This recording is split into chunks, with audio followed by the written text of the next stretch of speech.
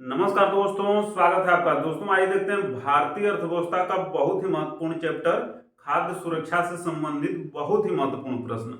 और यह प्रश्न आईएएस, पीसीएस, निबंध या अन्य सभी परीक्षाओं के लिए बहुत ही महत्वपूर्ण है। तो प्रश्न यह है कि खाद्य सुरक्षा से आप क्या समझते हैं, इसकी प्रमुख चुनौतियां बताते हुए भारत में खाद्य सुरक्षा सुनिश्चित करने के उपाय भी सुझाइए। तो ये देखिए, इस प्रश्न में तीन महत्वपूर्ण एस्पेक्ट है। पहला कि खाद्य सुरक्षा क्या है, इसकी प्रमुख चुनौतियां क्या हैं, और खाद्य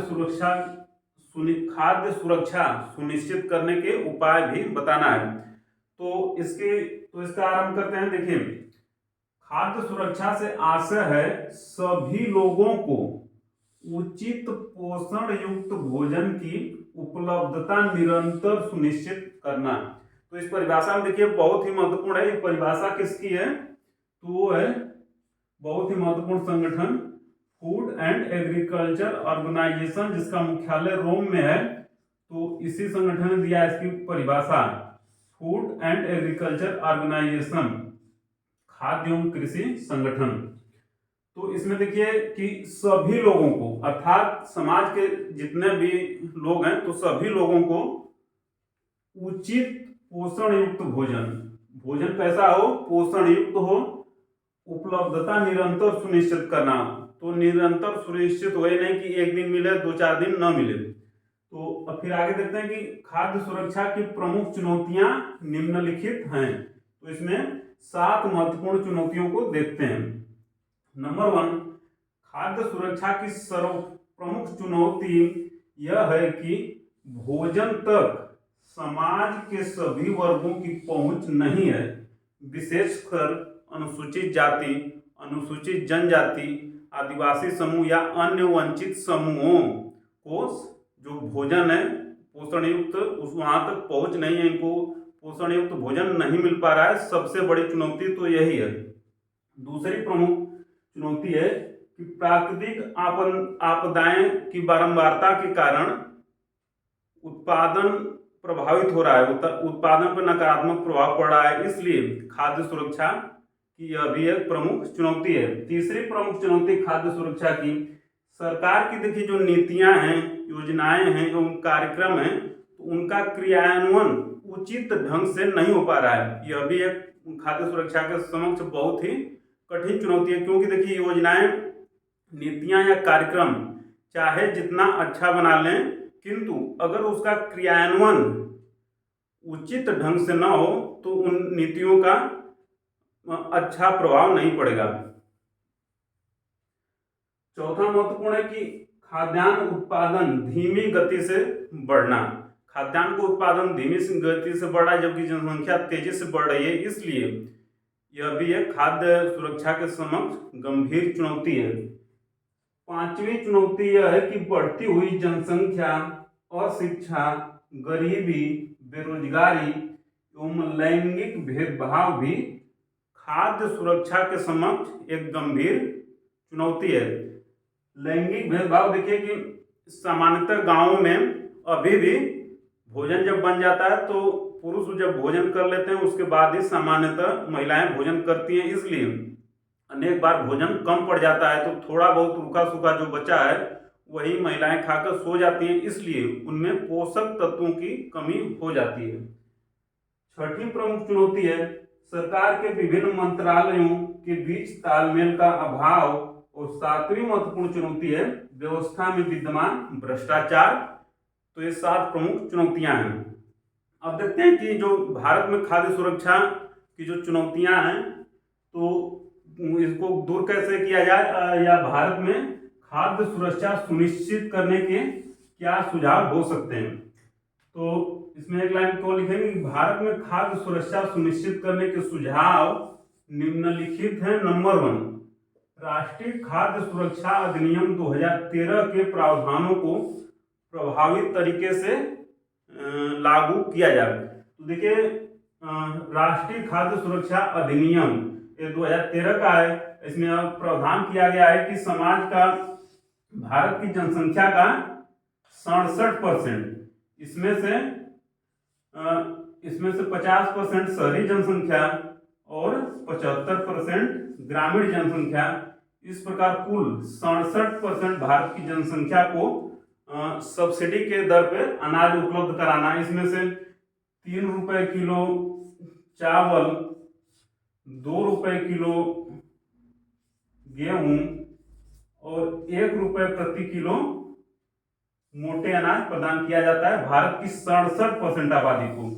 तो यही है कि अगर खाद्य सुरक्षा अधिनियम 2013 के प्रावधानों को प्रभावी तरीके से लागू कर दिया जाए तो भारत की 67% आबादी तक उचित पोषण युक्त भोजन पहुंच सकता है। दूसरा महत्वपूर्ण कि 2017 से आरंभ राष्ट्रीय खाद्य सुरक्षा मिशन है। देखिए, राष्ट्रीय खाद्य सुरक्षा मिशन है और दूसरा अधिनियम था। तो 2007 से आरंभ राष्ट्रीय खाद्य सुरक्षा मिशन के प्रावधानों को अच्छे ढंग से लागू किया जाए। और इस राष्ट्रीय खाद्य सुरक्षा मिशन में देखिए मुख्यतः 5 फसलों के उत्पादन बढ़ाने की बात की गई है, जैसे कि चावल, गेहूं, दाल, दाल, वाणिज्यिक फसल एवं मोटे अनाज जैसे बाजरा वगैरह, मोटे अनाज। तो इन 5 फसलों के उत्पादन को बढ़ाने की बात की गई है 2007 से आरंभ राष्ट्रीय खाद्य सुरक्षा मिशन को। तो इसको भी अगर अच्छे ढंग से लागू किया जाए तो उत्पादन बहुत बढ़ जाएगा। तीसरा पॉइंट है कि 2004 में MS स्वामीनाथन की अध्यक्षता में गठित राष्ट्रीय किसान आयोग ने राष्ट्रीय पोषण सुरक्षा प्रणाली अपनाने का सुझाव दिया था। इसे माना नहीं गया और राष्ट्रीय पोषण सुरक्षा प्रणाली को अपनाया जाए तब भी खाद्य सुरक्षा सुनिश्चित की जा सकती है। चौथा महत्वपूर्ण सुझाव यह है कि सार्वजनिक वितरण प्रणाली अर्थात PDS पब्लिक डिस्ट्रीब्यूशन सिस्टम को और प्रभावी बनाया जाए और इसका अनुचित लाभ प्राप्त कर रहे लोगों को चिन्हित करके बाहर किया जाए। देखिए, होता है कि जो सार्वजनिक वितरण प्रणाली है जिसके माध्यम से लोगों को सब्सिडी युक्त खाद्यान्न, चावल, गेहूं और दाल प्रदान किया जाता है, तो इसको और प्रभावी तरीके से लागू किया जाए। और इसमें देखिए अनेक बार जो APL है, APL वाले भी BPL कार्ड बनवा के इसका अनुचित लाभ ले रहे हैं, तो उनको चिन्हित करके बाहर किया जाए ताकि सही लोगों तक अनाज पहुंच सके। तो यह भी खाद्य सुरक्षा हेतु महत्वपूर्ण सुझाव है, खाद्य सुरक्षा सुनिश्चित करने हेतु। पांचवा महत्वपूर्ण सुझाव है कि भंडारण की सुविधा का विकास किया जाए। अभी भी देखिए भारत में अभी जब देखने में आता है कि जुलाई के महीने में या जून के महीने में जब बारिश होती है तो गेहूं खुले में रखा जाता है FCI द्वारा और हजारों टन गेहूं खुले में सड़ जाता है। वही जबकि गरीबों में बांट दिया जाता तो हजारों लाखों लोगों को भोजन मिल जाता। तो भंडारण की सुविधा का विकास किया जाए। छठा महत्वपूर्ण सुझाव है कि अनुसंधान एवं विकास को बढ़ावा देकर ज्यादा उत्पादन वाली बीजों का विकास किया जाए। भारत में देखिए जनसंख्या चूंकि ज्यादा है, लगभग 135 करोड़ के करीब, तो ज्यादा उत्पादन जब होगा तभी खाद्य सुरक्षा सुनिश्चित हो सकती है। सातवां महत्वपूर्ण पॉइंट है कि बायोफोर्टिफिकेशन एवं फसल विविधीकरण को बढ़ावा दिया जाए। बायोफोर्टिफिकेशन अर्थात उन बीजों का विकास किया जाए जिसमें सभी पोषक तत्व हों, यानी कि मान लीजिए गेहूं की ऐसी बीज विकास किया जाए उस बीज में कार्बोहाइड्रेट भी हो, विटामिन भी हो, वसा भी हो और अन्य भी खनिज तत्व हों, तो इसी को कहते हैं बायोफोर्टिफिकेशन। और फसल विविधीकरण यानी अनेक फसलों को बोया जाए एक ही बार में, तो इसको बढ़ावा देकर भारत में खाद्य सुरक्षा सुनिश्चित की जा सकती है। आठवां महत्वपूर्ण पॉइंट है कि व्यवसायिक शिक्षा तक समाज के वंचित वर्ग की पहुंच सुनिश्चित की जाए। अभी भी देखिए जो समाज का वंचित वर्ग है, गरीब वर्ग है, तो उसकी इतनी आय नहीं है कि वो व्यवसायिक शिक्षा प्राप्त कर पाए। चूंकि वो व्यावसायिक शिक्षा प्राप्त नहीं कर पाता, इसलिए उसमें जो नौकरी के लिए चाहिए आवश्यक दक्षता एवं योग्यता वह नहीं होती है, इसलिए वो न तो नौकरी कर पाता है, न ही वो अपना व्यवसाय कर पाता है और हमेशा गरीब बना रहता है।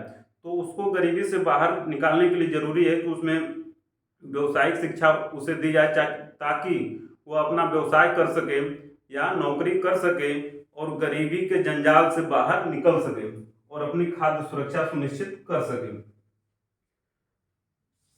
नवा महत्वपूर्ण पॉइंट है कि समाज के सभी वर्गों को पोषण संबंधी शिक्षा प्रदान की जाए। एक तो देखिए समाज का गरीब वर्ग है जो गरीबी के कारण पोषण युक्त भोजन नहीं कर पाता, किंतु एक समाज का नौ धनाढ्य वर्ग भी है जिसे जिससे पोषण की उतनी जानकारी नहीं है कि कितनी मात्रा में हमें कार्बोहाइड्रेट चाहिए, कितनी मात्रा में हमें विटामिन चाहिए या कितनी मात्रा में वसा चाहिए, तो उसे जानकारी नहीं है, इसलिए गलत खान पान के कारण भी वो कुपोषित हो जा रहा है। अतः कुपोषित अमीर वर्ग भी है, गरीब वर्ग भी है, इसलिए समाज के सभी वर्गों को पोषण संबंधी शिक्षा प्रदान की जाए। 10वां महत्वपूर्ण सुझाव है कि अमीर वर्ग गरीब वर्ग के प्रति संवेदनशील बने। दोस्तों यह सामान्यतः देखा जाता है कि होटल या रेस्टोरेंट में जब कोई व्यक्ति जाते हैं तो आवश्यकता से अधिक ऑर्डर कर लेते हैं और खाते कम फेंकते ज़्यादा हैं। तो इस तरह की मानसिकता से भी खाद्य सुरक्षा के समक्ष एक गंभीर चुनौती है। मान लीजिए विश्व में 200 देश हैं और इसमें लगभग 800 करोड़ लोग रहते हैं, तो इन सभी अधिकांश जो अमीर वर्ग है तो इनकी प्रवृत्ति यही होती है, भोजन खाते कम है फेंकते ज़्यादा है, इस कारण गरीबों को भोजन नहीं मिल पाता है। तो इस मनोवृत्ति को छोड़ना होगा और यह सोचना होगा कि जो हम लोग भोजन छोड़ रहे हैं इसको पैक करा के किसी गरीब व्यक्ति को दे सकते हैं ताकि उसे भोजन मिल सके।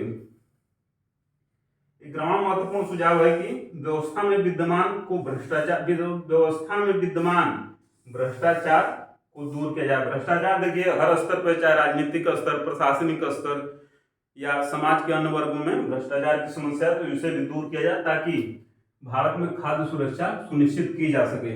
अंत में निष्कर्ष कि उपर्युक्त सुझावों को अपनाकर भारत में खाद्य सुरक्षा सुनिश्चित की जा सकती है। तो दोस्तों देखिए IAS, PCS या अन्य परीक्षाओं में मुख्यतः 250 शब्द में आता है क्वेश्चन, और उस दृष्टि से यह सफिशिएंट है, पर्याप्त है।